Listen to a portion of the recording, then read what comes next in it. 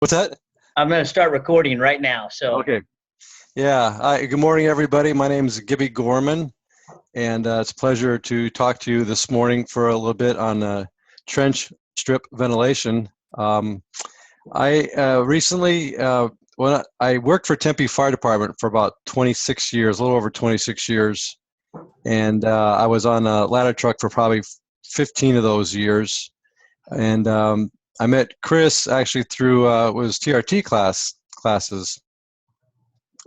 And after about 26 years or so being with Tempe, I retired for about a year, which was great. And then a position came open with Maricopa Fire Department for a battalion chief, and I was lucky enough to get that position. So I've been there for almost 2 years. So that's a little bit of history of me. I was on an engine part of my career, but I'm a ladder guy at heart. And so we did some training the first quarter this year on trench ventilation, and I thought it was pretty good, so I mentioned it to Chris. So a lot of the stuff we're going to talk about today comes from a little bit of research that I did and some of the training that happened in the first quarter. So my disclaimer to today is that I am not an expert. A lot of things I'm talking about is from my experience and from reading and training, just like you guys do. I don't expect everybody to agree totally with me. Ladder guys are pretty A personality guys and have their own things. I would just suggest that you look at this, you take what you want from it, apply it, and if it works for you, that's great. If it doesn't, you're not going to hurt my feelings. So that would be my only disclaimer. And if you have an idea you want to talk about that differs from mine, that's fine too. So that's where that's all I got to say about me to start with. So if we're ready to start, Chris, I'm going to try and get my show up. yeah, that sounds good. We'll just start without them, Gibby. And like I said, if they want to jump in, I know Scott Munsterman wanted to jump in from Gilbert. And then he had a daughter's dance recital. So, we were going to share that with the Gilbert guys that didn't have the technology available. So they're all going to watch this as a crew as well. So we can just start without them. If people want to jump in, they can. And we'll just go from there. Okay, can you see that? Can you see anything on your screen? I just see you. Ask them how you need to share your screen. Oh, do I need to go back to share screen now? Yes. So whatever you want to open the screen you want to share, because as soon as you hit share screen, I'll see everything on your computer. So whatever your Windows open your presentation. Yep. Now I'm going to start. Now I see your training right there. I see the slides on the side and the main slide. So. Okay. All right. Perfect. Can you see my arrow? Yes. Yep. Oh, you can't. Oh, good. All right. Fantastic. The other thing I just wanted to add is at the end of this, I'll have my email address and phone number in case everybody wants to contact me for any particular reason. So the idea today is just to go over a real quick review ground facts. I don't. You guys see those purple lines? Yep. Oh, they're gone. Good. I don't know where they came from. So we're going to just do a real quick review, kind of define what this thing trench cut is called, some of the tasks that are very particular to doing a trench ventilation, and we're going to emphasize doing these on strip mall fires today. Like I said, a lot of this information comes from first quarter training regionally here in Arizona. For trench cuts, and then we'll have some time for some questions at the end if you want. The main purpose of this is for us to be able to work with another ladder company, speak the same language, the same jargon, and complete the same tasks jointly, whether we're from the same department or mutual or automatic aid. So as we all know, the problem with ladder companies bending any roof, let alone a trench cut, is that fires are burning much faster and hotter, and that's not shouldn't be any brand new news to us. But the legacy homes with the wood and cotton, those type of fabrics are kind of something from the past, and now we have the synthetics that I'm sure you all have seen firsthand, and they're just burning faster. So that means we're going to have a quicker time for a flashover, which is why we want to get up there and help our boys and sisters underneath us and get those vent holes cut. I always thought it was kind of funny. When I learned to vent, it was you wanted to cut a hole, it was 10% the size of the roof. Well, that might have been fine for the legacy homes, but nowadays, since we have all these synthetics and things are burning faster and hotter, I would say that 10% rule is kind of out of the window. I would go big early. One of the things that I've seen guys do is when they cut holes, they don't cut them. They have to sit there and see if it's going to be big enough, readdress it, and then add to that hole if it's not. Go big, go early. The other thing is look at the smoke, and that's something we're going to do on these trench cuts. When you see black pressurized smoke, the pressure is coming from what? I know you guys can't answer me, so I'll answer for you, but it's fire, it's heat. So when you see severely pressurized smoke coming out of any openings, that means that there's a tremendous amount there. So, and that's important too, because when we give our roof reports, we want to give that information. We're going to talk just a second about our tactical priorities and how they fit into these trench cuts, and then how this incident action plan fits into our trench cuts as well, because this is a different type of task or a tactic for a ladder company. So here's the deal. Again, when we gave this class in the first quarter, we were talking about trench cut because it's a very high risk, low frequency event. So we asked some of the battalion chiefs across the valley before we started this class.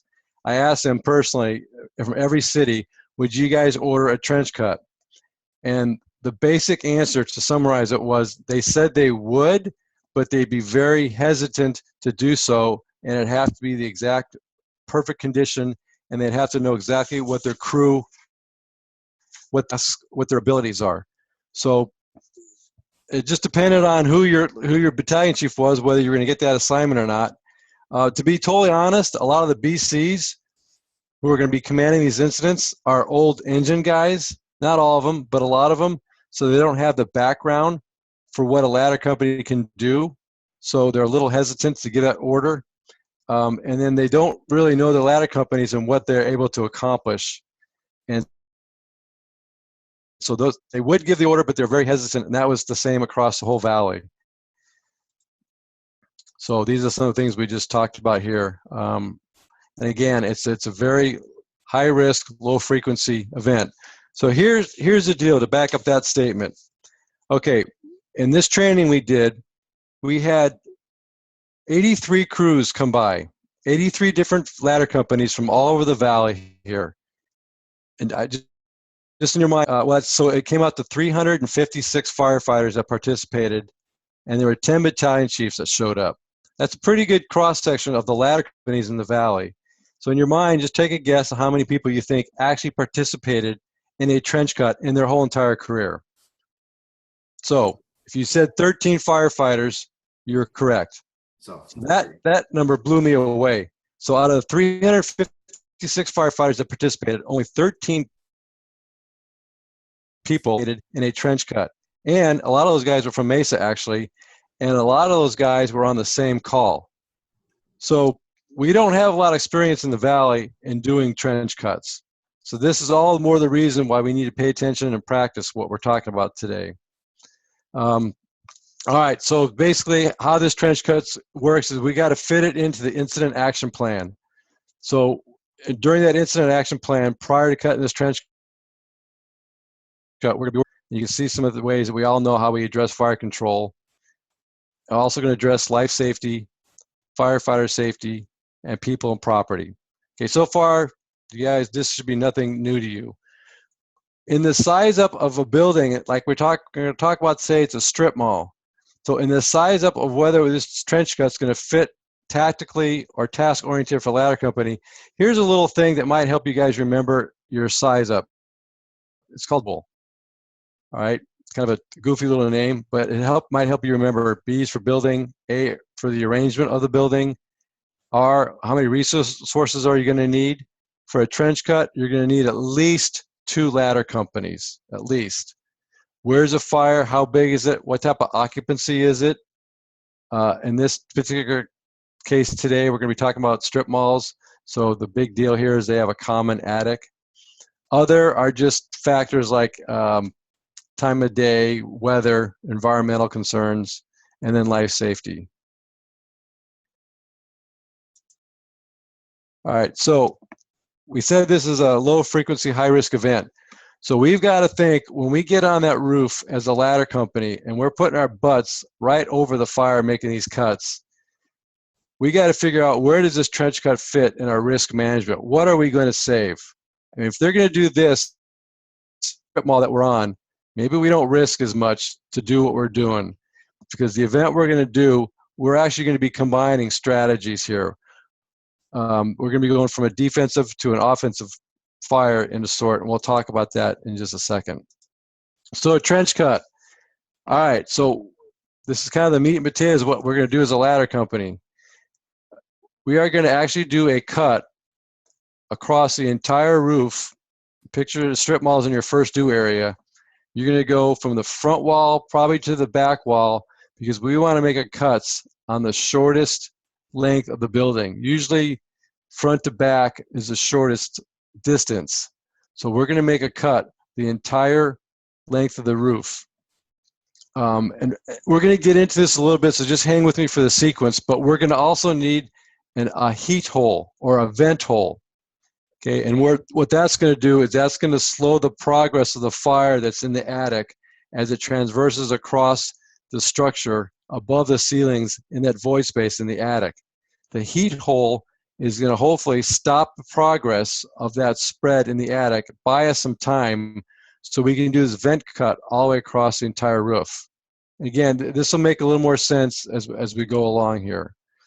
Obviously, the strategy in this is it's going to create a fire break. So strip mall, again, picture just a regular strip mall in your first do area, somewhere like in the middle occupancy. And we've got a fire that starts out offensively, and then the guys underneath aren't able to get a handle on it, and now that fire becomes overwhelming, and that particular occupancy we go defensive on. So our risk management profile says that we're going to risk ourselves a little bit. So we don't want to just write off that entire building yet. So what we can do to save that building is to keep that fire from spreading laterally to each side of that main fire occupancy that's on fire, and create a fire break with that trench. So that's the idea behind what we're trying to do, is we're trying to stop that fire from spreading in the attic laterally each side of the main fire occupancy on the roof by cutting this trench hole. What's just as important is that we have people underneath that check the occupancies to either side of the main fire occupancy and hit that with a large bore hand line, probably a 2.5, or at least, use our 1.75 inch. But they've got to do what they can underneath to keep that fire from spreading. Once we get enough water on that fire to keep the energy intact between the fire break and the hand lines underneath, that's the idea, to keep this thing from spreading. So a trench cut, again, think of your Home Depots, your Lowe's, Costco's. Would a trench cut work in something like that? I know you can't answer me again, but no, that's not going to work in those type of buildings. One is they don't have an attic to contain that spread of fire. Two, they're probably going to have the FTC hookup. They're going to have cold smoke, so you're not going to get a release. And mostly they're just too big of a building. So you're probably, I'm not going to say you're not, but you're probably not going to get an order to do a trench cut on those types of buildings. Again, I want you to think of your typical strip malls that maybe have an anchor store, a Bash's, a Safeway, and then they got the mom and pops or some smaller chain stores. And those are the areas we're going to do a trench cut. The other thing I would say, though, I know when I was with Tempe, we had several apartments in our first due that were single story that heat roof, but it was a common attic all the way across. On something like that, I would definitely trench that as well. So again, this is something you guys need to probably go out in your own first dues and talk with your battalion chief and see if he's buying what you're selling there. But those are the two occupancies that I would definitely trench on. Okay, so again, we're going to talk about this in a little bit, but when you do your trench cut, there's no hard rule in my mind how far ahead of your heat hole that you do the trench cut, but part of this has got to be in cohesion with what command wants. Command's going to either ask you or tell you, hey, can you guys cut this trench cut above suite 4, which say is 2 suites away from the main occupancy that's on fire. So you're looking at maybe 30 feet, something like that. There'd probably be a good distance where you want to start your trench cut ahead of the fire and ahead of your heat hole. And again, remember that heat hole is designed for you to buy you some time to stop the progress of that fire. So people have asked me in that class, how far away do you start your trench cut? I can't answer that. That's why you wear the red helmet. You're going to have to use all the fireground factors and make a decision based on all that and on the strategy command wants on where he wants to draw that line in the sand and stop that fire from spreading. But a good rule of thumb for me would be about 30 feet, depending on conditions. Remember, this is going to be manpower intensive. It's not like cutting a vent hole on a residential roof, where if you have a good sawyer, you're up and down in a couple minutes. Think about this. If you have a building, let's say the width where you're doing your head cut, let's say it's 60 feet. Just say you're going to have to do a head cut, and you're going to have to do the bottom cut, and then you're going to have to dice. So you're looking at about roughly 140 linear feet of cutting you need to do. That's a lot of cutting. Now you throw in time of day. Let's say we're doing this in the summertime. You've got the fatigue factor of being on a roof in that heat. So these are all the factors that you need to think about as a captain and have talked about with your crew. And you make these decisions based on a discussion prior to the event. Chime in, you guys, if you have any thoughts or questions. So, but the important thing is here, you are going to make the line in the sand here. You're going to live or die right here. So when you make your trench cut, if you're successful, you're going to make the stand with your help from the interior crews on the inside. You're going to make the stop right there. If you don't make your stop where you draw that line in the sand, then you're going to have to abort because you've lost that building. And again, we're going to talk in a second a little more, but we're going to combine strategies. So in fact, you are writing off a portion of that structure, which is the main fire occupancy that in this example we're talking about, we've lost it. It's gotten too big. That main occupancy that first started offensively is now defensively, and we're writing off that portion of the structure. But the trench cut with the line in the sand is an attempt to save the rest of the structure. Because if you think about a risk management profile, we're going to try and save people. That's our first promise to the citizens. But once we get it all clear, their property, their businesses is their livelihood. So what we can do to help them is to try and save the rest of the building by doing this trench cut. And that's basically what we're doing. Once we've got that all clear and struck out line in the sand and there's no more lives to save, this is our last effort to save their property. And if we can't, well, we know we're not going to get anybody hurt because the only hazards we have now are us guys on top of the roof because we've got it all clear. I'll talk about this real quick here. Again, when I talked to people when we did the class the first quarter of this of 2015, we only had one person that had heartburn over whether you could go offensive and defensive in the same fire. But the agreement here was you had to be crystal clear on your strategy. So what might have started off as an offensive fire, the command's got to come back and go to emergency traffic and word it in a way that's very understandable that we're going to be defensive on, say, Suite 102, Jan's Nail Salon, but we're going to be offensive, protecting exposures on suites to the east or west or Bravo or Delta side. Okay, so we need that is the tricky part. Okay, because you are going to do two different strategies. I don't have a problem with that as long as people know exactly where they need to be, where they need not to be, and that's communicated to. So that's, again, something you're going to have to talk about in your department or your battalion chief, your first due. But even in Blue Card, which is the new training standard, I guess, they talk about doing that, and they say it's okay. So again, you just need to be very clear about where your hand lines are going to be, what the crew's tasks are exactly, whether they're in exposures, and then be defensive with master streams on the main occupancy. All right, we talked a little bit about being manpower intensive. You're going to need, like I said, at least 2 crews on the roof, because you may be cutting, like I said in my example, 140 feet linear of roof line. So this is just an example of how many people it would take to actually do a trench cut. Okay, factors involved. We talked about being labor intensive. Here's the deal. Think about your firefighters. Okay, and again, if it's hot out, they're doing a lot of cutting. So I've told my guys, if we ever do a trench cut or any commercial ventilation where they're doing a lot of cutting, do not go to fatigue. Do not have your bell ring. Be smart enough and be man enough to stop before you complete the task so you don't go to fatigue. Because here's the deal. Let's say your firefighter goes to his bell and starts ringing, and you're on the roof and you're doing a trench cut.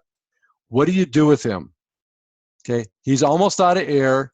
He's probably fatigued, and now in my mind he becomes a liability. So what do you do with him? Do you send him walking off the roof by himself back to the exit point where you don't know if you have line of sight on him? Or do you keep him standing next to you off air or tell him to breathe slow? I mean, it's ridiculous. He needs to know to stop before his bell starts ringing or he goes to fatigue so he doesn't become a liability. And that's tough if you're the only crew up there before you get help. Okay, this was probably the biggest thing that we had, I don't want to say problems with, but the guys probably learned the difficulty of, is crews need to work simultaneously and they need to communicate together for the same common goal. So it's depending on the sequence of the event, where you are as a first ladder company to the roof, you may be cutting the heat hole, and then things change, the strategy changes, and you're going to go to that trench cut order for you. Either way, you're getting another company, and it could be somebody from your own department. It could be, like I said, an automatic aid company. Now, how do you communicate to them in the same jargon you want them to do? With the saws running, with your guys already working on a cut, either the heat hole or they're working on the head cut of the trench cut, and then here comes another ladder company walking up. How do you communicate to them quickly and efficiently where you want them to jump in so they complete the task that you want them to do, which is probably finishing that hole? It's very difficult. So, and we'll talk a little bit about that in a bit, but I don't have, there was no real good answer for that other than the fact that the 2 captains need to get together and hopefully have trained enough beforehand that they can use terminology that keeps the communication short and sweet and the objective becomes clear. So like we have things like head cuts, dicing, the bottom cut. You may tell them, we're working on the head cut from the front to the rear. I want you to jump in behind us and start dicing. Or, I mean, you don't know exactly what the orders are going to be, but you need to have practice and be able to speak the same language. So hopefully that makes sense. But that was the biggest, toughest thing we saw when 2 companies came up to try and communicate, especially again for the captain who's already got his crew working. He's got to have eyes on them to the crew coming up. We talked about, again, none of this will be successful if we don't have interior crews on the interior pulling ceiling and putting water on the fire underneath. So that needs to be done. That's not your concern. That's commands, but that needs to happen underneath you. So crew captain's experience. So that's why I said earlier that we had 13 firefighters, and including captains in there, out of almost 350 firefighters that have done this type of event before. So do they have experience? No, they didn't, and it showed. And I don't mean this to be mean or anything, but here's an important part about this whole thing. I asked the guys and gals when they were up there on the roof cutting how often they actually practice any type of ventilation, let alone a truck. And most of the answers that they gave me were once, maybe twice an entire year that they get out and cut. And that blew my mind. A lot of the other companies, not a lot, some of the other companies would go out and cut a lot. And they couldn't believe why I was asking that question. But over 3/4 of the companies would cut once, maybe twice a year. Now, if I'm a firefighter and that's all my need for training, I'm going to be kind of pissed off, because that is not enough training for you to be safe and good at your job cutting OS&B twice a year. And unfortunately, we saw that we had 2 people fall in to the prop, and we stopped, and I'm not kidding, probably about 10 people from falling in the prop. We stopped them because their sequence of cuts were ridiculous. So this goes through captain's experience. The captain just needs to say what to do, and the crew needs to know what the cut is. It's a little hard on a PowerPoint to go over the sequence of cuts, but if anybody ever wanted me to come out and talk to them about the sequence of cuts, I'd be happy to do that, because I think valley-wide, that's where we fall. The crews that practice, it shows, and they're fantastic. But most of the crews, for whatever reason, whether it's money to get OS&B for props or the time or the training facilities they don't have, but it shows. So sorry to get on a soapbox, but when you see this many bad cuts, you get a little concerned, and it makes you wonder what crews would do if they had a rip and fire nowadays. Anyway, I digress. So building construction, strip malls are going to be predominantly built-up roofs with lightweight construction, mostly going to be parallel cord, 2 feet on center. Some of the older ones could be panelized. So, but that's typically what you're going to get nowadays. All right. So I haven't gotten any questions yet. So either you guys are buying what I'm selling, or hopefully you're still there listening. So means of egress. All right. We're probably going to get at least a second alarm on these types of calls where we're going to have a big fire in a strip mall. So your means of egress. I wouldn't be too concerned if I was a first ladder company going to the roof to get myself a second means of egress. I would either get up on the roof with my turntable off my ladder truck using my aerial, or using a ground ladder. And again, that's kind of going to be up to you how you get on the roof, or based on your department's policy. But I would let that second ladder throw a second means of egress for you, so you don't have to take the time to do that. And I might even mention to command that I need a second means of egress. And again, that's just my personal opinion, but I'm not going to worry about doing that right away, because we're spotting our ladder defensively on the unburned portion. So if I have to get off the roof quickly right away, my ladder's in the wrong spot anyway. Hose line to the roof, I probably wouldn't take one because it takes a lot of it's going to take manpower to get that hose line to the roof.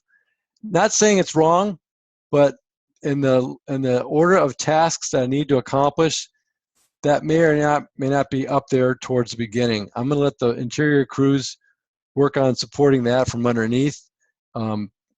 Although I will say, I've done one trench cut, and we did bring a hose on the roof, and it was successful. It helped. So again, that's why you wear a red helmet. Those are the things you're going to have to think about ahead of time, so you can pull that Rolodex of decisions out of your brain to decide if they need a hose line. Just remember, it's going to take a little while to communicate it to command, to get an engine company to get a hose line, to get it up to you, to charge it, and have somebody man it. So if you think you're going to need one, call for it early. Okay, when we've, just like any fire, any of you guys do, when we open up our louvers or our vent openings, we got to be concerned a little bit about a couple things here. One, which way is the wind blowing? Once you cut that trench cut on the roof, you're going to have a pretty big, a long, maybe not wide, maybe only 3 feet wide, but a pretty long trench cut. Once you start opening up that, depending on the product that's going to get released, and like we talked about before in the very beginning, if there's a pressure from that smoke, you could be cutting the rest of your hole or having your guys stand in thick black smoke. Also, when you open up the louvers in a trench cut, you're adding air that's going to be entrained through the front door of that structure, which is adding air to the fire, which could make it grow more because it's going to become a real air-fed fire. So my answer to those thoughts would be, make sure you louver those vents when you're ready for it. Okay, that might take a little coordinating with the crew underneath to make sure they have water in place, and you might want to make sure which way the wind's blowing. And if it's blowing where the smoke coming out of that hole is going to be blowing into your crew's face, I might hold off on opening those vent holes. So hopefully that makes sense. Same thing on a residential roof or a regular commercial offensive heat hole. You're not going to just open up those, think about it, and have a purpose to why you're doing that. Again, okay, when you cut your heat hole, it depends upon the sequence of the event. If you get there and it's an offensive fire and your orders initially are for a ladder company to go to the roof and cut a vent hole, a heat hole, well, you're cutting an offensive heat hole. And the purpose of that is just what we do as ladder guys. We want to release the heat, smoke, and all that hot stuff underneath for the crews underneath. We want to make it more tenable for them. That's the purpose of it. So what could happen is that fire could overwhelm the occupancy in the crews and then turn defensive. And then that becomes your heat hole to use in front of your trench cut. Or you could get up there and the command could already decide before you even have a chance to cut a hole at all. They could say, okay, we're going to be defensive on the main occupancy and offensive on the structures laterally, east and west. So then your heat hole would be with the purpose of keeping the fire in the attic from spreading laterally. So either way, you're going to need a heat hole. It's just, are you cutting it for the purpose of the trench cut, or are you using that heat hole that was cut during the offensive strategy and then making your trench cut based on where that heat hole is? Go big in that heat hole initially. All right, here's another thing I don't know if you guys have ever thought about, but we've all been on strip malls, okay? And once you get up there, let's just say command calls you and says, okay, tactically, I want you to draw the line in the sand over Chris's Taco Shop. Okay, so you're up there and you're like, where the heck is Chris's Taco Shop? It's Suite 4. Well, where's Suite 4? You don't know. So again, I'm going to ask, I know you can't answer, but how do you know where you are on the roof? Okay, what I've done in the past is sometimes if you're lucky, the AC units will have suite numbers on them. Okay, or there'll be some kind of indication of suite numbers on the roof. If not, you may have to lean over that parapet and kind of get an idea where you are. Lastly, I may have to call down to somebody below and ask them, where am I? Or wave to, I've actually had to wave somebody down in the parking lot and kind of give them the thumbs up or the, am I okay here? Which is probably the least favorite decision. But you're going to have to know where you are on the roof, because if command decides they want to draw the line in the sand in a certain spot, you need to do it there, because they're basing everything else on that assignment to you.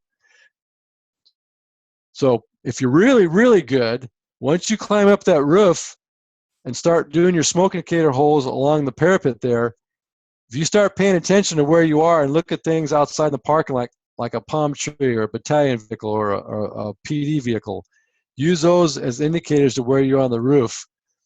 Man, if you could do that, you're way ahead of the game.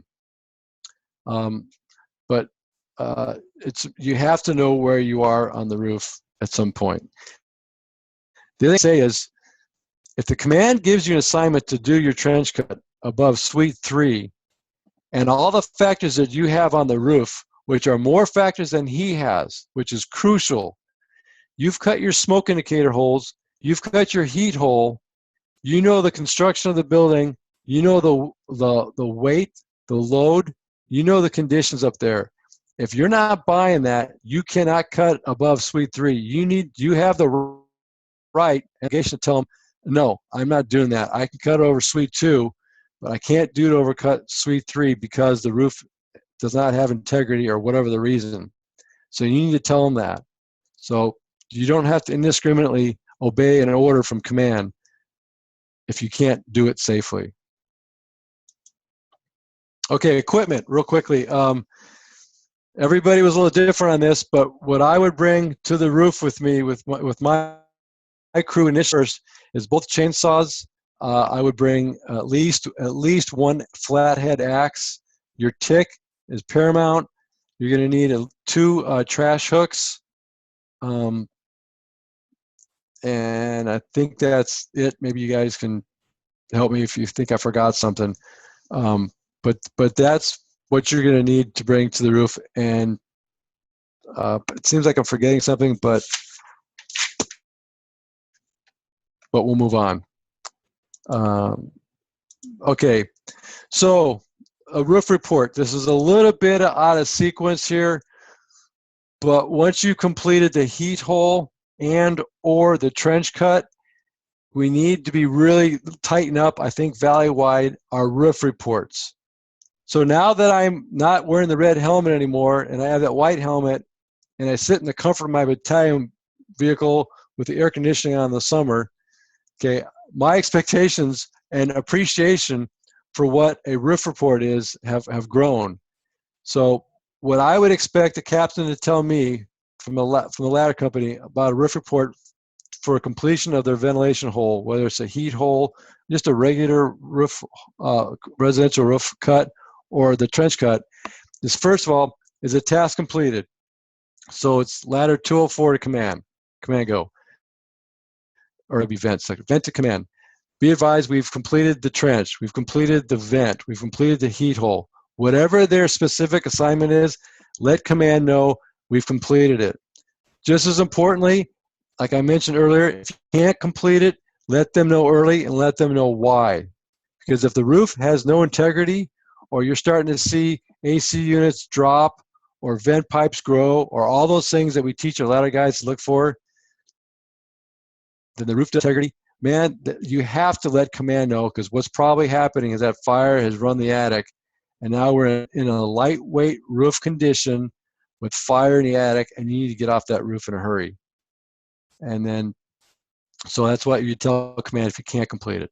So I've completed the task. This is what we have. This is the product we have. Let them know. Heavy black pressurized smoke, no smoke, light wispy smoke. Paint a verbal picture. Down below, you're above. Paint a picture with your words. Keep it simple, but what you see. We've completed a heat hole. We have heavy black pressurized smoke coming from the hole. And this is the big ticket right here. We have no fire in the attic, or we have fire in the attic. That is huge. As a BC, you have to tell me that. You have to. Okay, because that is so crucial to the whole event if we have fire in the attic for reasons that we all know, because we're firefighters. That's a big deal. So let me know if there is or is not fire in the attic. Is the roof got good integrity? Are you still standing on good real estate? Do you feel good about things? Sell me on it. Yeah, I'm feeling pretty good. Okay, that's good to know. Roof load. Don't go into huge detail, but let me know, hey, I have a dozen swamp coolers, 4 skylights, and we have a firewall to our east. Okay, good. I mean, I have 3 industrial-sized AC units. You don't have to go into tonnage or how big they are. If you tell me it's an industrial-sized AC unit, or just say it's a big AC unit or a standard-sized AC unit, you're painting a picture for me, but you're giving me the roof load. So that, skylights, like I said, any weird stuff that's on the roof.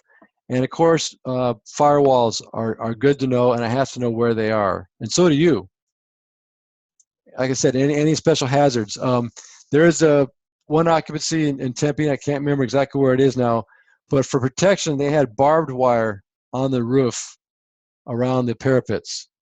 So that might be something that command needs to know. And then when you give all that information, whether you're finished with your trench cut or a regular cut, let command know you have a par in your crew or the ladder that's coming up to assist you, and then let them know when you're down and that you have a par. If you guys do this, I guarantee you, you're going to put a smile on your BC's face. Okay, so we're about 45 minutes into this, guys. So I have a little bit more to go still. Any questions? Everybody still hanging in there? Yeah, Gibby, I think it's good stuff, especially the communication. You know, we've been working on that with engine company stuff too, is, you know, how do we know to flow and move? How do we know to advance hose lines, which way the doors face? You know, that's, I think communication's huge, and we fail at, you know, at that a lot in a lot of areas. So to translate that into ladder work is good as well. So it's a good understanding for these guys that are new or testing too, that may be on ladder companies in the future here. So it's all good stuff. Thank you. So does anybody have any questions? Does anybody need a break? So, all right. All right, keep going. Sure. I'll mute Okay. my mic here and keep on going. Okay. All right. So this is just kind of a picture of what we've talked about prior to. And again, this class is kind of based on strip malls, but here we have a strip mall with a fire in the probably the center occupancy. And I think we'd all agree, if we have fire coming through the roof, this is going to be defensive. So this, to me, sure, I don't know all the details yet, but is probably a good example of where we could do a trench cut, either on either side, or we always want to err on cutting on the long side. So if the delta, or let's say the west side here, had 6 more occupancies, and the alpha, or this would be the Bravo side, or the east side, had only 2 occupancies, it's going to be to the right of this main fire because I have more occupancies to save. So that would be my thought. And again, my heat hole would be over here somewhere. I don't know if these are firewalls or just decorative, but my heat hole will be probably 1, 2 occupancies down here, and then the trench cut would be behind it. But this is an example, though. It looks terrible, but at least I feel comfortable on being defensive on the main occupancy and offensive to protect exposures on either side. And again, you've got to be very, very articulate, very clear with your crews to what is happening, because you're combining strategies, and make sure the alarm knows what's going on as well. If you put another battalion forward as a safety officer or as a sector, make sure that they know what's going on too, and give them a clear objective that we need to be utilizing a trench cut either on one or both sides of the fire occupancy. Okay, I just put this in here because I always think it's really important on strip malls to get companies to the rear of the structure, and that's kind of what we do. We're going to be up on top cutting, but you may want to get companies back behind here to open this up. Okay, here's another picture. I just put this in because this is getting kind of dicey, whether or not we want to trench on either side. But again, it just shows you that if we have a fire in the center occupancy, it looks bad, but we potentially could go to either side of these and try and save property, and we need to get it all clear in these structures, pull some ceiling, check for extension, and then possibly use our trench cut on either side of this to save the property and draw a line in the sand. Okay, remember we talked earlier about where are you on the roof? So if you're in this strip mall here and command tells you, let's say you got up on the roof here by this hair Vogue place. They want you to trench above Sterling picture frame. And they've got this great big parapet slash mansard here. How are you going to know where you are? And that honestly, it would be tough unless they have a switch for. These are some things as a captain in a red helmet to think about before you get up on the roof. Get that Rolodex of things you need to do in your mind, so when you get up here, you're already thinking about, how am I going to address this? How am I going to do this? Okay, because it's difficult. All right, so I know this picture isn't great, but here's a strip mall, and here's the fire here. So in your mind, I'm just going to ask you guys, where would you want to, if we needed to trench this, where would we trench it? Would it be over here somewhere? Oh, hang on. Over here somewhere, or over here? Okay, I'm thinking over here. Yeah. Again, go ahead, Chris. No, I think that's what we were saying. I've got my crew kind of here as well, so we're discussing things as you go. But I think you're right. If you're looking at this, I would trench it to the right side of the picture, the right side of the fire. Yeah. Yeah. Did you do that? Nope. Oh. Well, that's not. I don't know how that came about. That's not a bad place for a trench. I don't know I how did that little that. blue line I got was in there. wondering- I'm playing around. Sorry. Oh, who is? That's Davis. I'm trying to erase it right now. That's okay. That's kind of cool. You could do that. But yeah, so you think this is a good spot here based on multitude of factors, and I agree.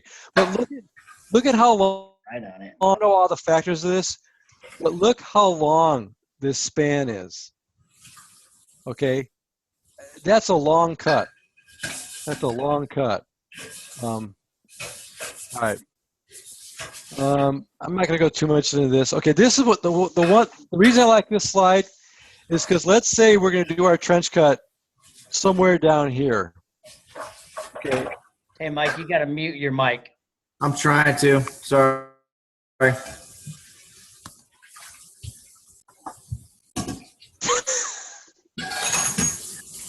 Or at least tell us what you're doing. There we go. That's my wife washing dishes right now. She just cooked me breakfast. Sorry. Okay, I got it figured out. Okay. All right. Well, at least she's doing dishes. That's a good thing. All right. So this should be a little bit of review here, but we're going to do it anyway. So let's just say your trench cut's going to be up here somewhere and your heat hole's beyond that. Really important, guys, that we come up, and again, I'll just ask, I know you can't answer unless you want to, but the first thing we're going to do when we come up on this roof is what? Think in your head. Okay, my first thing I'm going to do is I'm going to cut an inspection hole. Okay, I want to see what type of roofing we have underneath here. This looks like foam. You could have foam, you could have built up. How thick is the foam here? Yeah, and importantly, we don't, a lot of times the fire department say always, but you always have to know what's underneath your roof. What is it? Is it parallel cord? Is it panelized? And which way is the parallel cord going?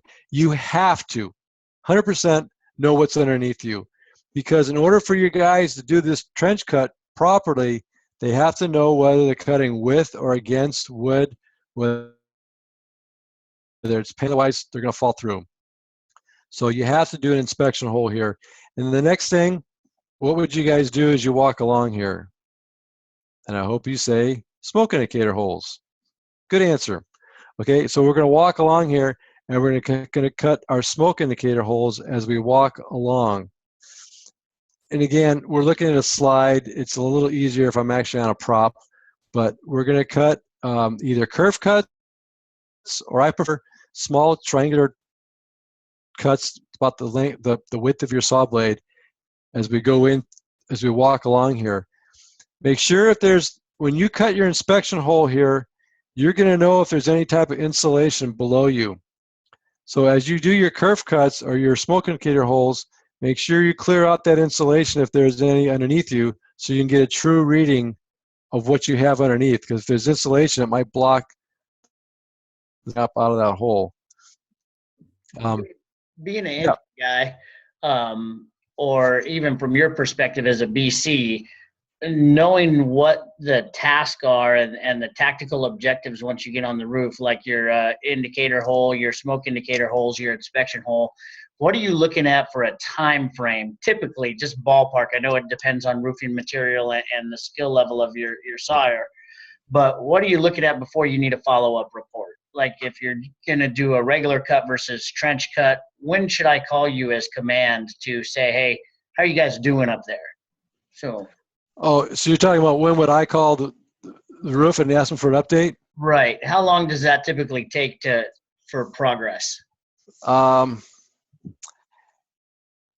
probably not going to bug them for a couple of reasons. Well, not to get split too many hairs on that question, but hopefully I'm parked can see them. Secondly, if the saws are running and they're cutting actively, it's really hard for the ladder captain to hear that and then step away and remember to turn his microphone away from the saws and talk to me when I can hear him. But I never liked the BC trying to contact me. Just give me an order and let me go. If I can't do it, that's when I expect my ladder captain to come back and tell me for whatever reason, difficulty because of mechanical, we're having problems with our saws, roof integrity, whatever. I can't do it. But this is one of those things where I'm going to just let them do their work and expect them to give me an update when they're done or when they can't do it.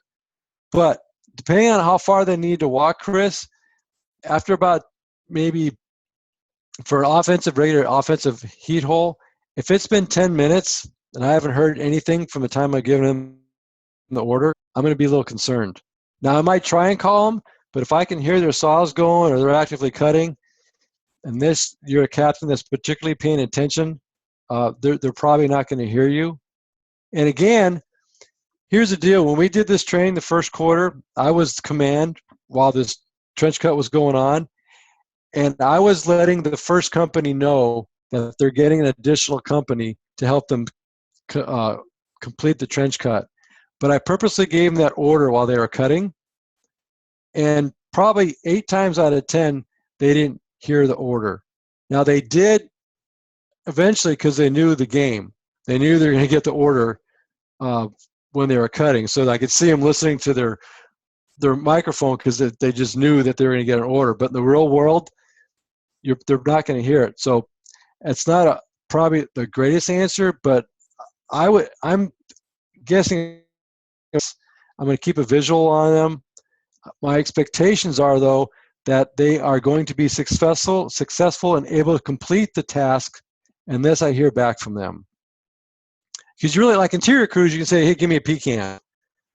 But they can hear you and they can usually give you an answer. With ladder companies, it's a little tougher. And while that's a great question, Chris, but I'm also going to give you a little editorial comment on my part too. When ladder companies make the roof and they've cut an inspection hole and now they're starting to work towards a fire, I personally, as a ladder captain, I never told command anything when I got on the roof. I just was under the assumption that he wanted me to complete this task, and everything I did, like cutting smoke indicator holes or an inspection hole, was information for me. And that gave me the confirmation that I can continue on with my objective. It's just like interior crews. They're not going to tell command everything. Okay, we've turned right wall. Oh, it's got a little hotter here. Smoke's a little thicker. I mean, they're not telling command every single thing they do, but they will give them a good pecan report. So it's the same thing with the ladder on the roof. Does that kind of help a little bit? You can just shake your head or, yeah, okay. All right. But it is really important that we do these smoke. And real quick, not to get off tangent on this, but I would probably do my smoke indicators holes, depending how far I need to walk to the fire, probably 30 feet apart at first, and then maybe 20, and then 15, and then 10, and maybe even 5 feet apart, the closer I got to the fire, because I'm expecting more of a return when I cut these smoke indicator holes. And the smoke indicator hole I get that has pressurized smoke coming out of that smoke indicator hole, and it keeps its shape for about 12 inches or so. It comes out a triangle, and it's pressurized, and I have ticked my way across the roof, and I've ticked all these openings and it's gotten hotter. And when I started getting temperatures around 600 degrees or so, combined with the smoke keeping its same shape, because again, pressurized smoke is heat, which is fire. That's when I'm going to stop, is when I get a good tick reading with increased heat around 600 degrees and my smoke is pressurized. And if I get flame, obviously, well, I've gone too far. But when I get that last reading that I just talked about from a smoke indicator hole, I'm going to back up a little bit and then cut my roof hole, because I don't want to cut over the event. I want to back up and give my guys a safe place to cut, especially if it's going to be a trench cut. I might even back up a little bit more, do my heat hole, and then my trench cut behind it. I'm kind of talking generalities, but these are some of the, if I was a ladder captain, I tell you what I would do. My next shift, I would go to the strip mall, my first due, throw a ladder to the backside of that strip mall, walk up on the roof with your guys, and talk about what you do. Okay, and on a real roof that you might actually ventilate. So guys, kind of, if you're cutting a trench cut or heat hole, look at all these loads on the roof. You might have a hard time finding a place to go all the way across here for a trench cut or a heat hole. Real world, you've got to adapt and overcome and do the best you can, because you need that heat hole to buy you time. So park your truck in a defensive position on the unburned portion. I would park it in the back, come up on the roof, cut your big inspection hole, smoke indicator holes, and walk towards the fire. Parallel cord. This should be reviewed. If it's not, you guys need to get out and look at your buildings. Parallel cord, lightweight construction, gusset plates, 2 feet on center.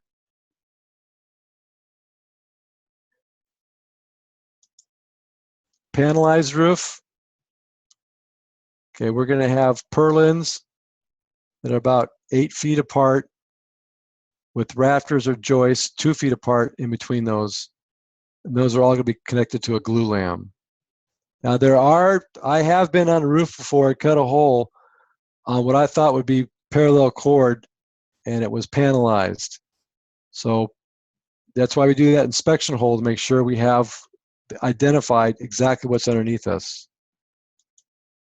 Okay, so here's a picture. This is an old picture, I know, but it's the only one I could find, of guys cutting a trench hole on a parallel cord roof. But it's a pretty good picture, because this is what the end result's going to look like. Okay, you've made this here. Can you guys see that arrow? Just shake your head. Okay, so here's your head cut. Okay, and here are the dicings. Okay, and you make these sections here just big enough, probably like 6 feet across, where you can take your trash hook. So here's somebody creating the louvers. And again, I really don't have the ability to go over the exact sequence of cuts, so I'd be happy to talk to you guys in person whenever. But you're going to cut a head cut, and then you're going to come back behind them and do your dicing, and then do your bottom cut, and then you're going to open them up. Now, here's the part where I talked about working with other ladder companies. You may get on the roof. I've already cut a heat hole. Let's say it's over here somewhere in front of the fire. Okay, and now the ladder company comes up and they say, hey, we're here to help. Now you need to be able to talk to them and communicate with them. Hey, why don't you guys, we're going to do the head cut. Why don't you guys start behind us from the front side, work your way towards the back, and make some dicing and open these up. Anyway, you need to communicate what it is exactly you want them to do. Here's another picture. This is a great picture, a trench cut. But in my mind, this looks successful. You can see how this area is charred here. They made the line in the sand here, and it looks like they stopped it. The roof's still intact. Here's where it's charred. This looks pretty good over here. You can see where they did the head cut here. And judging by these pieces here, they diced it here and did the bottom cut. So I can't tell what the width of this is, but that's pretty intensive cut. So the heat hole would have been to the right of this picture. So Gibby, your head cut, just being, like I said, an engine guy, your head cut's the longest cut closest to the seat of the fire. And absolutely. the cut is the next one. Your dicing is your horizontal cuts across to loop. Yeah. Correct. Okay. Yeah. So yeah, that's you explained it probably better than I did. So your head cut would be done by going across the roof front to back, and then the second company in would just start creating the dicing cuts, and then the bottom cut, and as they work their way this way, you would have somebody come in behind, and when appropriate, open these up to louver to let the product escape. I'm being a little vague here because I can't, it would be a whole class on this. That's where, again, put a lot of emphasis on the red helmet. You need to get your crews out there, and you need to know how to teach them what the sequence of cuts are. Not to belabor bad things, but this is a part here in that class that 3/4 of the valley struggled on. They struggled on how to do these cuts, where to stand, foot placement, where to use the saws. A lot of guys couldn't switch hands, which I think you should as a ladder company. They were, you should never cut with your ass towards the seat of the fire here. So if that was the case, you'd be facing this way. Always be facing the seat of the fire. Always face your danger. So if you don't know, if your crew doesn't know how to do this, you need to go out tomorrow or today and chalk saw or go on a roof and just have them walk through it. Like I said, it's really hard for me to do it here, but this is a good trench cut. To me, it even says the effective, well-placed, and well-performed strip vent cut. All right, I kind of drew this up. It's maybe not the best, but I'm not real techno. But what I wanted to do was just kind of put everything together here real quickly and just go over Paul. So you're the first. It comes in as a fire and a strip mall. Okay, your engine company gets there first. It's a pretty good fire, but it's offensive strategy. Your assignment is ladder 204, 206, ladder 276. Go to the roof and vertically ventilate. You'll be vent sector. Bam, got it. Okay, so here's the front. I don't like to park in front because you got all the cars here of people shopping. You got the first two engines in the front, and God bless them, you got PD parking here. You got everybody in front, right? So I personally, based on my knowledge of what the conditions are behind here, some strip malls, they don't have good access. I'm going to probably park my truck right where I put it here. Actually, I'd probably put the turntable so it would be right here in the corner. And you need to know whether your ladder is a rear mount, mid mount, or what. Because if it's a rear mount, I'm going to park, stay out of the collapse zone. But the reason I'm backing in with the rear mount is to give my reach enough reach to get to the building here. So if I'm not losing any reach by going over the front of the cab, I'm reaching right out the back. I could talk forever on all this stuff, but so you're going to park here. That's where I would park, in the corner, in the back, unburned portion, based on access. Okay, and an option might be to throw ground ladder here because it's quicker. Each department has their SOPs on whether they need to have a engineer at the turntable, whether they can use their ladder or a ground ladder. That's up for you guys to decide.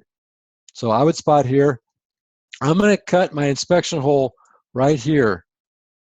Not here, because this is where I'm going to walk.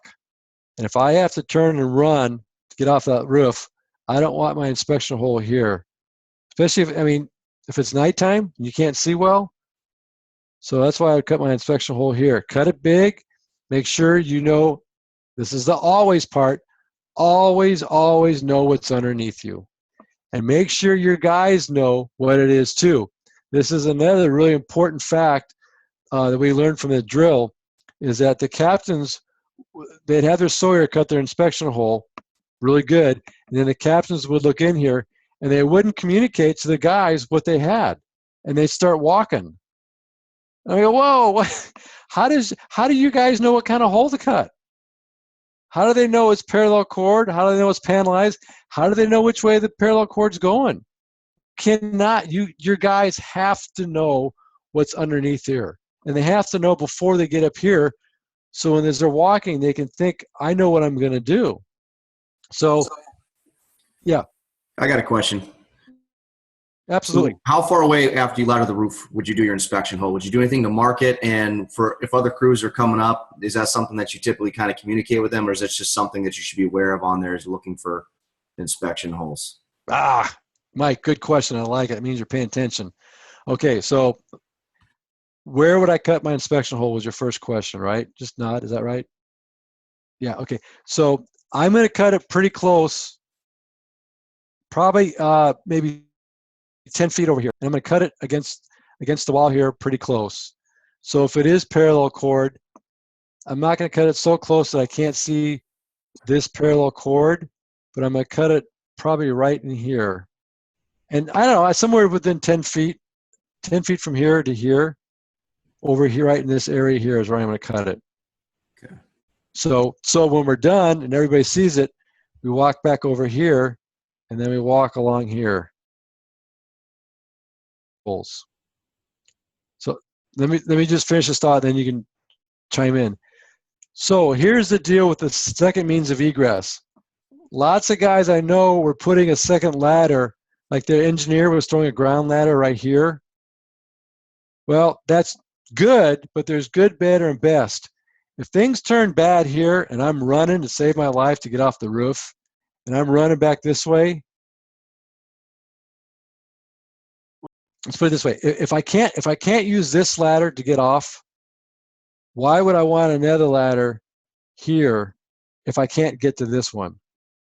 So if things prohibit me from going this way to get to this main ladder, then I guess what I'm trying to say is I would put my second means of egress in a different spot. So I would put it over here.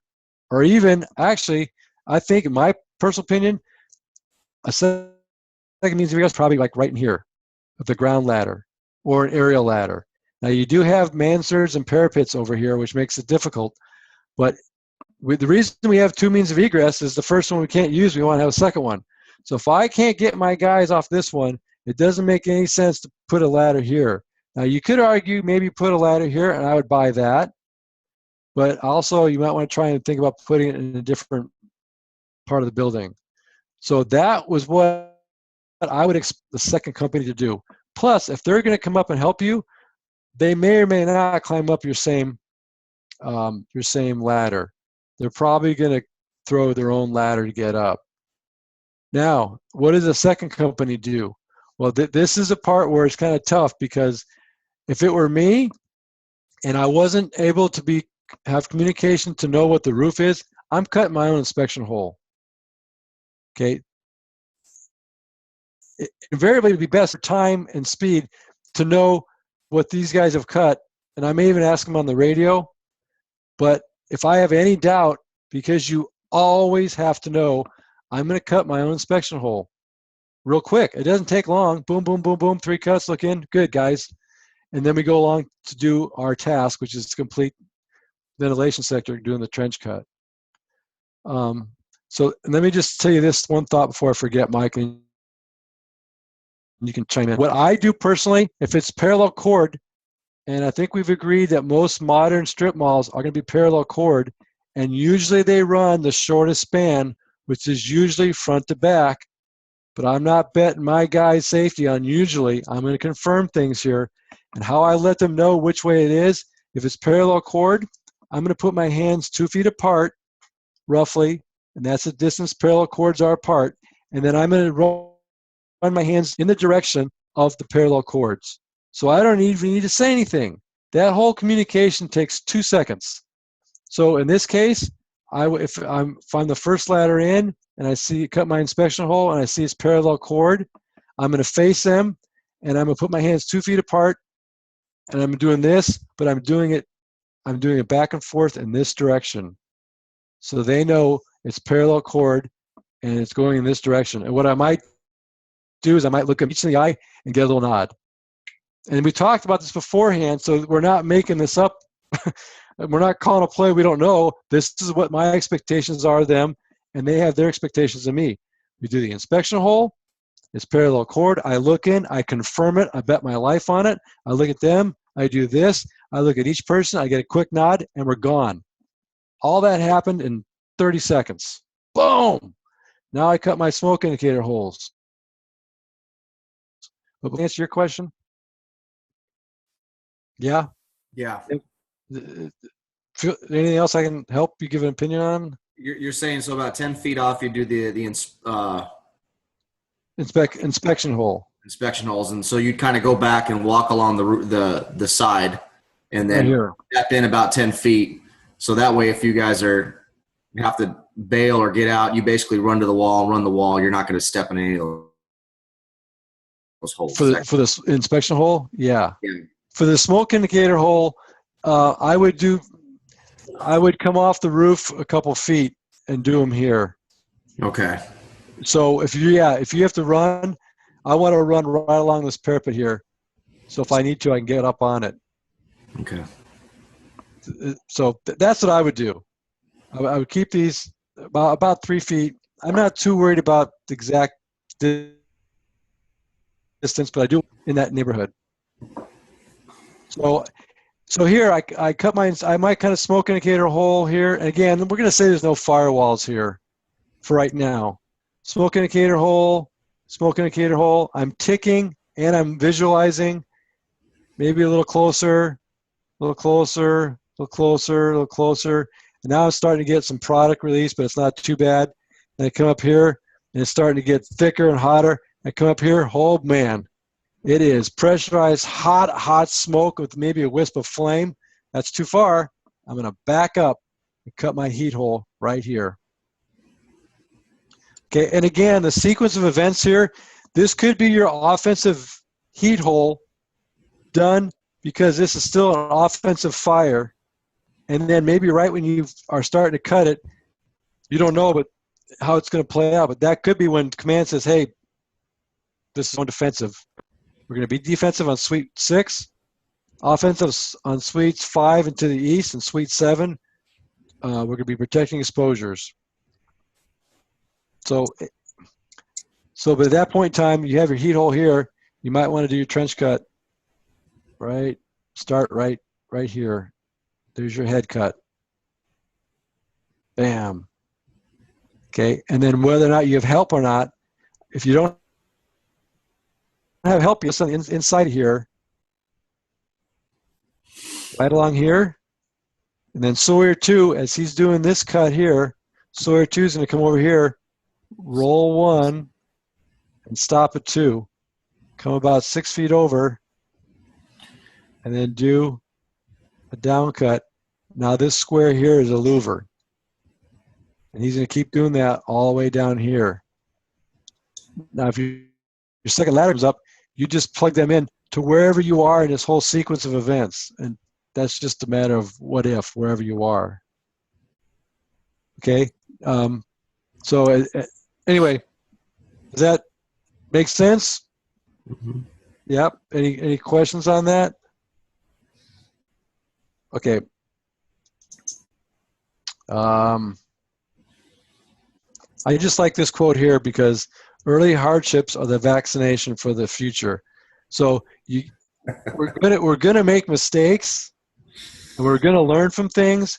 But doing things like you're doing today, and going out with your crews, and making mistakes and learning from them, are gonna only help us in the future. So if you could just bear with me 1 second, that's pretty much. I just want to go over my notes real quick and make sure that I've covered all the things that we learned from our drill. Talked about how important communication is. Let's see.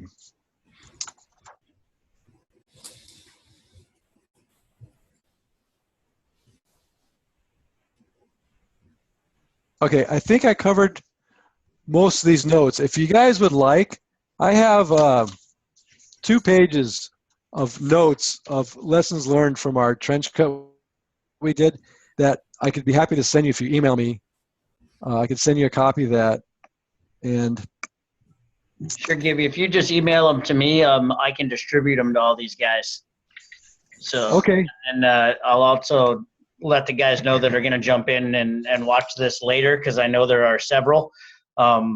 So when we do that, I'll actually distribute it to them as well. So if you scan them or if you have them on, already typed up, just email them to me and I'll get them out to everybody. Okay. I'll do that. I'll do that. So thanks for your time. It's a little, it's really important that you understand the sequence of cuts, and it's kind of hard for me to do that over PowerPoint. So that's why a lot of the stuff we talked about was kind of task and tactical orientated. But if I can help in any other way, I'm a big in crew safety, and hopefully this maybe made you think about some things, and hopefully you can use some of this stuff. And I hope you guys do get to cut a trench, because that's pretty exciting. For ladder duty, that's probably the ultimate, I would think, cutting a good solid trench hole. Gibby, tactically tying this all in, what do you think about like pressurizing the adjacent suites and then using, what are your expectations for your engine companies down below? I know you said big hand lines to get it up. Roughly, do you want it next to that heat hole, or just where you're drawing the line in the sand with a trench cut to deploy your hose lines? What are your expectations there? Well, my expectations, first of all, are to get for them to go and pull ceiling and get ahead of the fire. That's the first thing, and give that information to command so we know where to draw the line in the sand. It doesn't do any good to start fighting that fire with the fire, because you're not going to stop its progress. Just like we would in any apartment or anything, you want to get ahead of it. So the engine company needs to identify where they are ahead of the fire, and then get some. I prefer it to be large hand lines, but it doesn't have to be. You could have a couple 1 3/4, and then where you're making your stand from interior. If you went down to the next occupancy and positive pressurize that, I think that would work. I don't know if I'd want to pressurize where they are, because you're probably not trying to clear the smoke for them to work in, because it's in the attic above you at that point in time. And in my mind, you're probably only feeding the fire. Although you could argue that ventilation is pushing that smoke and stuff away from you. That I would probably. Anybody have any thoughts on that, Elves? I'd have to research that a little bit. I'm kind of with you, Gibby. I don't think I would pressurize the suite that you're working under, just the adjacent ones down a little ways. Yeah. I think you'd be, doing more harm than good by giving that more air than it needed and having it run that attic. It might get to your trench cut before you're finished. But, Yeah, I'd be very careful with application of air, but I think you might, if you wanted to, you'd probably be okay putting it in exposures down the way. But I think in an operation that big, that would be probably lower on the task level. Don't get me wrong, interior companies are crucial in this. If they don't get ahead of the fire, pull ceiling, and have hand lines in place, it doesn't really matter what you do above. You're not going to be as successful. Will you ever utilize hand lines on the roof in a trench cut? That's going to be something it's a possibility. The one time I have cut a trench cut, we did bring a hand line to the roof, and in that particular instance, we knocked the crap out of it. I mean, it was awesome. Cool. It really was. It just was, nothing that, it just was successful. We just got lucky and did it right, and the hand lines killed it. But we also had some help from interior crews as well. So, Mike, I would just, if you're going to use a hand line, think ahead of the game, because think about all the things that need to have happen for you to get a hand line up there. Someone's going to you have to communicate to an engine company. They're going to have to deploy the hand line, pull it, get it up to you somehow, charge it, and then you have to have somebody man it. Sure, it can be done. It's just going to take a little bit of time. But, when you put water on a fire, good things happen. Stay ahead of the game on that. So there's no yes or no. You have to use the factors of the fire ground and make a decision on that.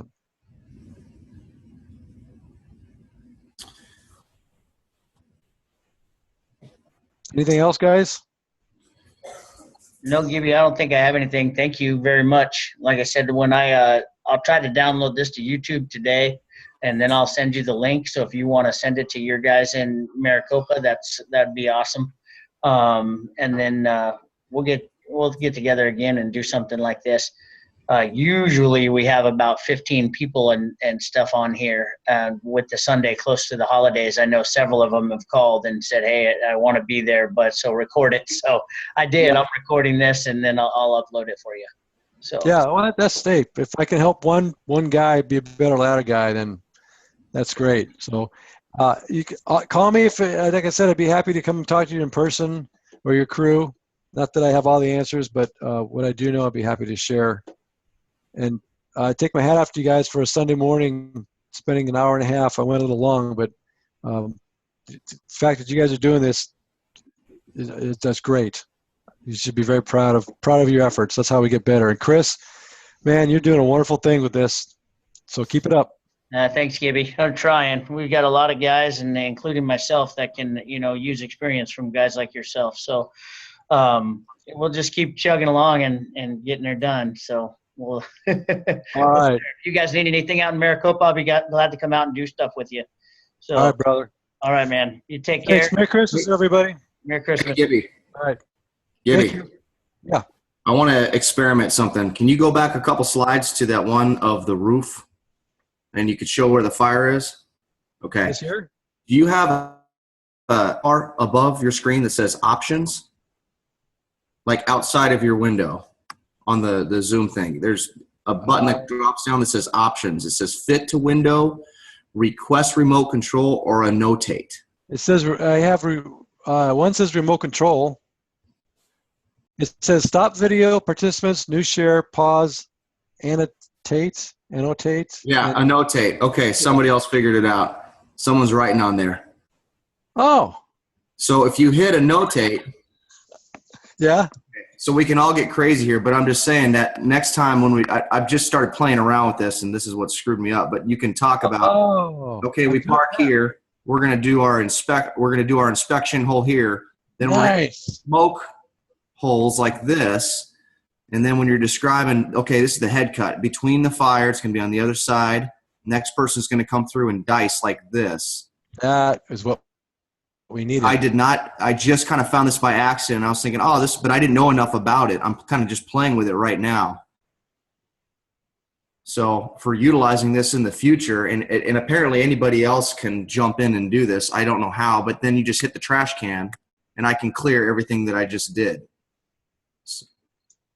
Oh, wow. So that's kind of cool. So like if we were talking about, okay, let's say the fire is obviously right here. We talk about pressurizing suites, and I know this is obviously we wouldn't want to put something right here because we're just going to blow it in all sorts of directions. But let's say we wanted to protect suites 1, 2, and 3, and we were going to make our trench cuts in between 1, 2, and 3 in the fire. You can say, all right, we've got a fan right here. Put a fan right here, and that's pressurizes these and pushes air this way, kind of in the opposite direction because we're running off the side of the building. I don't know. This is kind of cool. No, if I had known that, yeah, because you could say, here's your head cut,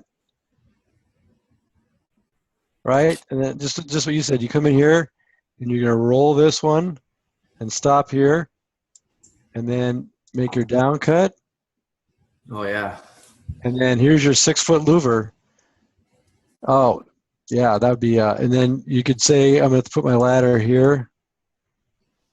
Or you have to be better draw it. Yeah, man. It looks like you can even change colors too. So like if you want to emphasize something different, like don't do this. Hold on a second. What is going on? You can say color. Red, don't do that. Wow. But everybody else can kind of jump in and do this too. Yep. Hey, how about that? We all learned something. That would have been nice to know during what I was talking about. I knew you could do it. I just didn't know how. I forgot. So because we did it the last one, and I didn't know it was up there. I clicked on options. I was like, I can't find it, and I don't want to screw up his presentation. Yeah, it's super easy using it off the iPad too. Oh, is it? I did it by accident on the It's iPad. homepage. Good. That is awesome. Is that how you're doing it so fast? Is just drawing with your finger on it? Yeah. No, I'm using Oh, gotcha. the Surface. So it makes it a little bit nicer and easier, but you can do it on your phone too. I accidentally hit it, and that's when I accidentally drew on it at first. And I was like, oh, crap, how'd I do that? And I erased it, but then I was kind of hitting buttons while I was over here. So, Yeah, well, that's technology in progress right there. That's awesome. this program is amazing. Well, we'll keep doing it, and this would seem pretty easy to use. And I think next month, sometime in January, Brian Brush, he teaches at FDIC, and he has a couple deals with Irons and Ladders and Fire by Trade. He's pretty much been a huge help to me putting this stuff together. He's going to do his FDIC presentation for us, Gibby. It's going to be relative superiority, and talks about the 2.5-inch hand line and understaffed units. So good class. If you guys want anybody from Maricopa to jump on that, you guys are more than welcome. So Okay. do the same thing. All right. All right, guys. Well, I'm going to stop recording, and thank you for being here on Sunday on your day off, Davis, since you got a stand-in and ended up still here. John, I don't know how many people you got on 12 there, but cool. Thank you guys very much, and I will see you next time. So.